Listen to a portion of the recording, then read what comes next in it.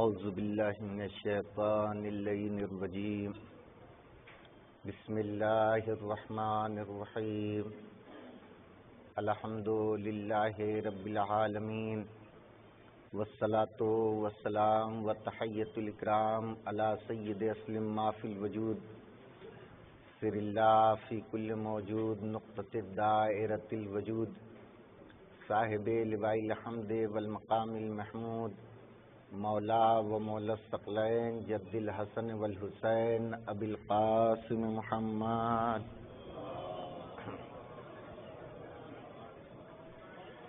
ثم الصلاۃ والسلام علی طیبین الطاہرین المعصومین المظلومین لعنت اللہ علی القوم الظالمین منکر فضائلہم و مصائبہم اجمعین بسم اللہ الرحمن الرحیم وجعلنا ائمة يهدون بأمرنا لما صبروا وكانوا بآياتنا هم يوقنون. ایک درود پڑھ دے محمد وآل محمد صاحب.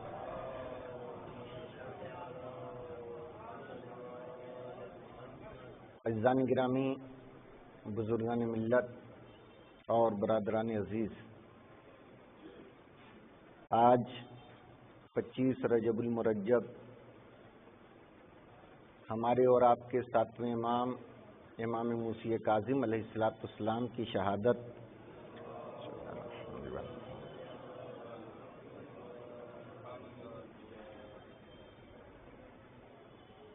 کی تاریخ ہے، اور اسی مناسبت سے آپ کی خدمت میں چند منٹ عرض کرنا ہے.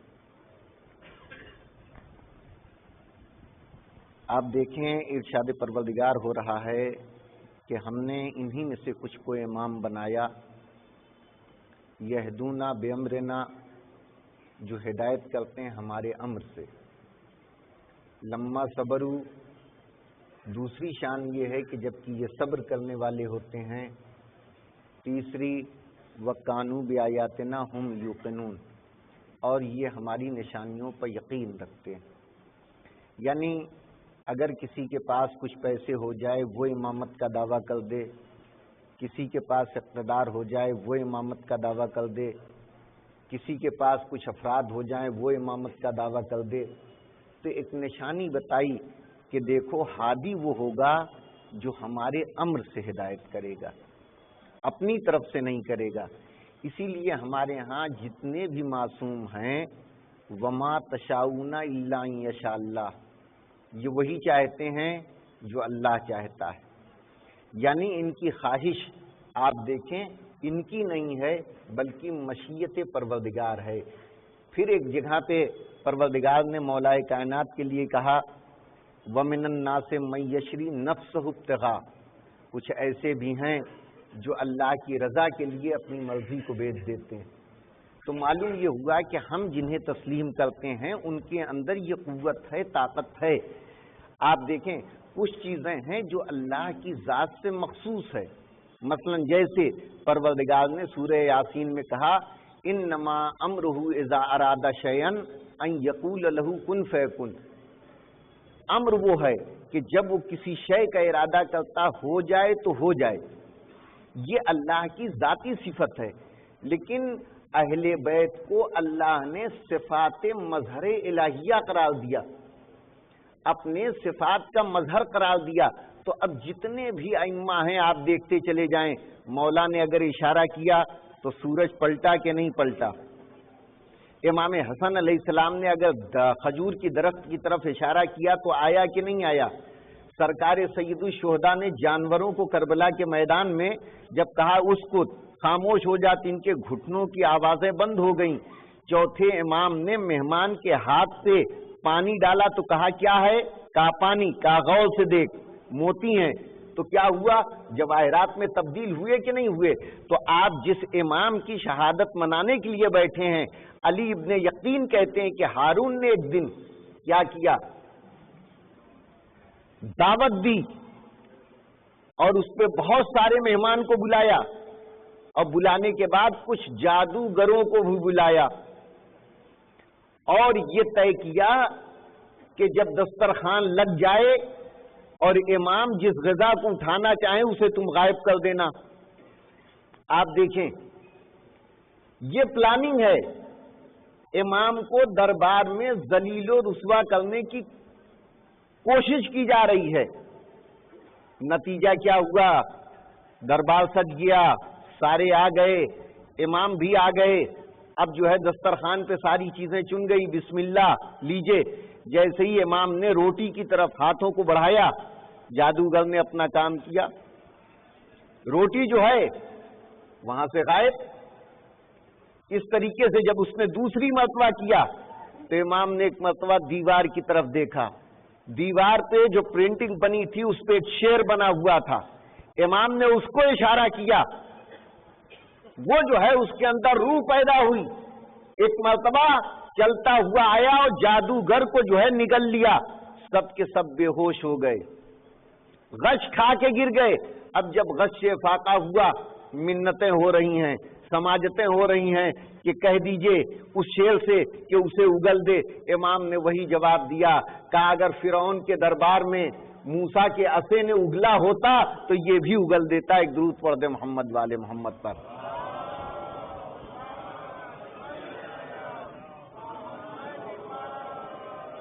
आप देखें, लम्मा सबरू, जबकि ये सब्र करने वाले होते हैं। पूरी जिंदगी आप देख डाले, आपको सब्र ही सब्र मिलेगा, वरना साहब किसी बुज़दिल इंसान का काम नहीं है 14 साल कैद खाने में रहना। जिसके अंदर शजात होती है, हिम्मत होती है, आखिरत पर यकीन होता है, जज़ा और सजा का, वही रह सकता है। आप देखें, कमाल देखें, एक चाहने वाला मौला की खिदमत में आया। अब हर इंसान को दुश्मन लगा हुआ है कि किसी भी सूरत से खत्म कर देना है, चिरागे हिदायत को बंद कर देना है, खत्म कर देना है। तो अब क्या किया जाए? तो अजीजान गिरामी, यही चाहने वाला आता है, वो आने के बाद कहता है कि मौला सब चीजें तो सही हैं, लेकिन अगर आपके बाद हुज्जत इलाही कौन होगा? इमाम ने कहा, अभी एक बच्चा आएगा, अभी एक बच्चा आएगा, तुम उसके अमल से पहचान जाओगे। इमाम का सीने मुबारक 3 साल है, 3 साल है। इमाम एक छोटे से बकरी के बच्चे को पकड़ के लेके आते हैं और उसके सर को पकड़ के कहते हैं, उसजुदू ले रब्बिक, मेरे रब का सजदा कर, मेरे रब का सजदा कर। इस मार्फत को देखकर उसने कहा, आका क्या आपके बाद यही होंगे? कहा हाँ, हमारे बाद यही हुज्जत इलाही होंगे। एक दुरूद पढ़ दे मोहम्मद वाले मोहम्मद पर।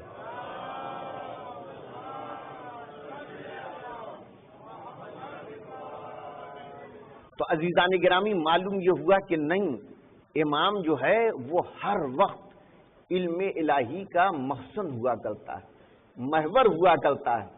आप देखें, आप ही के जमाने में, आप ही के जमाने में अगर आप देखें, ये जितने भी तमाम मसालिक हैं, शाफई, हम्बली, ये सब जो हैं आप ही के जमाने में आए हैं। छठे इमाम के जमाने में इल्म एकदम से मेराज की और कमाल की मंजिलों पे पहुंच गया था। अब जो है कुछ चीजें ऐसी होती हैं कि गौर करने की होती हैं। उस वक्त के बादशाह को भी बहुत कलक हुआ कि इख्तिदार हमारे पास है, फोर्स हमारे पास है, पैसा हमारे पास है, लेकिन जो इज्जत होना चाहिए वो नहीं है। तो अब क्या होना चाहिए? अब जहां से कुछ इज्जत मिलती है, काम आज 6-6 हजार, मालूम हुआ सरोपा जो है वो ताजीम के लिए खड़े हैं, दिल के अंदर मोहब्बत, चाहे जो दो, कुछ किसी चीज पे राजी नहीं, बखिदमत करने के लिए तैयार हैं। हर फन पे किताबें लिखी जा रही हैं, एक से एक मुखस्सिस पैदा हो रहा है। ये चीज जो है, एक दिन तमाम उज़रा को बुलाया और बुलाने के बाद कहा, ये जो चीज चल रही है इसके मुकाबिल में हमें कुछ करना चाहिए। اب آپ دیکھیں کیا کیا جائے، کا اعلان کر دیا جائے، تمام عمرہ وزرا جتنے منتری منسٹر تھے سب سے کہہ دیا کہ تم اپنے بچوں کو بھیجو. اب وہ صاحب ذل سبحانہ جو ہے وہ درس دیں گے. شروع ہو گیا. اب آپ دیکھیں لالچ میں جو کام ہوتا ہے یا زبردستی جو کام ہوتا ہے اس کے اندر وہ کیف پیدا ہی نہیں ہو سکتا جو اخلاص میں ہوتا ہے. دکان لگا تو لی گئی لیکن چل نہیں سکی، پیسے خرچہ ہوئے، بہترین کھانے پینے کے اسباب فراہم کیے گئے، لیکن حقیقت میں العلم فی الجوع، علم جو ہے جب علم کی بھوک ہوتی ہے تب حاصل ہوتا ہے، پیٹ کی بھوک سے نہیں حاصل ہوتا ہے. نہیں ہو سکا، کامیاب نہیں ہو سکا. اسی لیے یہ تینوں چاروں چیزیں استعمال کی گئیں. امام کو زیادہ سے زیادہ قید خانے میں رکھا جائے، ان ائمہ کو پرموٹ کیا جائے کہ اگر ابو حنیفہ سے مسئلہ پوچھو گے تو 2 دینار انعام ملیں گے، یہاں سے پوچھو گے تو ٹیکس دینا پڑے گا. حکومت پرموٹ کر رہی ہے اور یہیں صوفی بھی پیدا ہو رہے ہیں. اسی زمانے میں صوفیوں کا مسلک بھی جو ہے اسی زمانے میں ہو رہا ہے، آزاد ہو رہا ہے. اب آپ دیکھیں اس کے بعد جب آپ دیکھیں گے ہارون رشید جو ہے، یہ جو ہے تاریخ خلفاء آپ دیکھیں تو ہارون رشید جو ہے اپنے باپ کی کیسے اور اس زمانے کے علماء کیسے، دیکھیے علماء بھی کیسے رکھے جاتے ہیں جو ہماری مرضی کے مطابق چلے، قرآن اور شریعت کے اعتبار سے نہ چلے، نہیں تو ہمارا کام خراب ہو جائے گا. مولوی اور مجتہد جو ہوتا ہے اس کے اوپر کسی کا دباؤ نہیں ہونا چاہیے، نہ قوم کا، نہ ملت کا، نہ اقتدار کا، کسی کا نہیں، تاکہ وہ پیغام دین کو پہنچا سکے. ایک دن صاحب ہارون رشید کو اپنے باپ کی کنیز پر دل آ گیا تو اب کیا کیا جائے؟ اب حاصل تو کرنا ہی ہے. اقتدار کیا کہتا ہے کہ کچھ بھی ہو جائے لیکن ہمیں ملنا چاہیے. یہ صاحب جو ہے عاشق ہو گئے، حتیٰ کہ خود کنیز نے کہا کہ میں تمہارے باپ کی پاس رہ چکی ہوں، تمہارے لیے حلال نہیں. ہارون نے قاضی ابو یوسف، یہ ابو یوسف جو تھا ابو حنیفہ کا بہت بڑا شاگرد تھا، اتنا بڑا تھا کہ جتنا کام ابو حنیفہ نے نہیں کیا ابو حنیفہ کو ابو حنیفہ بنانے ہی والا یہ ہے، سب سے زیادہ پرموٹ کرنے والا یہی ہے. اس نے کہا 1,00,000 دینار لیے، 1,00,000 دینار لیے. کیا کہا؟ ارے یہ کہہ رہی ہے یہ سچ نہیں بول رہی، جھوٹ بول رہی ہے، یہ جھوٹ بول رہی ہے. اس کے پاس گواہ کہاں ہیں؟ نہ گواہ پیش کیے گئے نہ کچھ، یہ جھوٹی ہے، تیرے لیے جائز ہے. تو آپ دیکھیں دربار میں قاضی و قضات کے منصب پہ فائز ہے، لیکن درہم کا معجزہ ایسا ہے کہ نہ قرآن کا حکم نظر آ رہا ہے نہ آیتوں کا حکم نظر آ رہا ہے. پھر اس کے بعد اس نے ایک کنیز خریدی جو دوسرے کے تولیت میں تھی، آئی، لیکن اب اس سے جو ہے اس کو قربت حاصل کرنا تھا. تو کہتے ہیں کہ ابھی صبرہ نہیں ہوا، تو اس نے کہا کہ تو اپنے بیٹے کو ہبہ کر دے اور پھر لے کے استعمال کر. تو ایسے فتوے جو ہے اس زمانے میں صادر ہوئے. حکومت کون تھی؟ یہی ہارون رشید. تو معلوم یہ ہوا تیسری چیز اسی نے جو ایجاد کی، اس سے پہلے کسی خلیفہ نے ایجاد نہیں کیا تھا. کسی نے جو ہے اس چیز کو جو ہے جائز یعنی کرتے تو تھے لیکن حکمی طور سے اس کو جو ہے نہیں کیا تھا. اس نے جو ہے اسی طریقے سے یعنی شطرنج کو، اسی طریقے سے موسیقی کو، اسی طریقے سے راگ کو اور گیت کو اس نے جو ہے مستحسن قرار دیا کہ یہ پیشہ جو ہے اچھا ہے۔ اس سے پہلے کے خلفاء ناچ گانا تو کرتے تھے لیکن یہ نہیں کہا کرتے تھے، یہ سب سے پہلے ہارون رشید کے زمانے میں جاری ہوا، اس نے کہا۔ ایک درود پڑھ دیں محمد والے محمد پر۔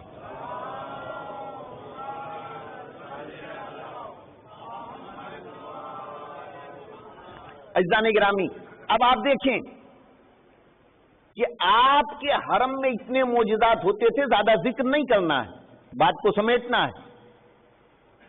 ایک عورت تھی جس کا بیٹا قید خانے میں چلا گیا، قید ہو گیا، یہ آئی امام کے حرم میں دعا کی، دعا کر کے باہر نکلی تو کچھ لوگ بتائیے جس نے پوری زندگی قید خانے میں گزارا ہو، اس کی بارگاہ میں یہ گئی اور دعا کر رہی ہے، اگر ان کو اللہ نے اتنی ہی قوت و طاقت دی ہوتی تو پوری زندگی قید خانے میں کیوں گزارتی؟ اس نے اس جملے کو سنا، پھر پلٹی اور پلٹنے کے بعد امام کے روضے میں گئی اور جانے کے بعد کہتی ہے کہ آقا میرا بیٹا قید خانے میں دکھ تو ہے، لیکن اس سے بھی زیادہ دکھ یہ ہے کہ جو ظالم طنز کر رہے ہیں۔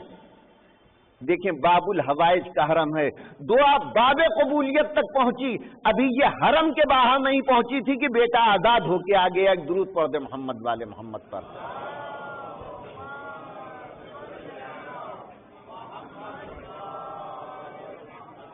یہی ہمارا امام کہ ہر طریقے سے بادشاہوں نے ظلم و استبداد کیا، بس کسی صورت سے دین پھیلنے نہ پائے، اہل بیت کے قریب لوگ رہنے نہ پائیں۔